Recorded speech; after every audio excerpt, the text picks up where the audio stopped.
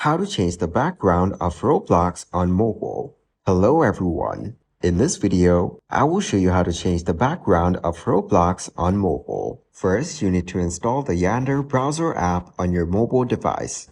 After that, open it. Next, search for the Web Chrome extension. Now, go to the desktop site and tap on this link. After that, you'll be directed to this page. Here, navigate to the extension search bar and search for the stylus extension. Then, tap on this extension.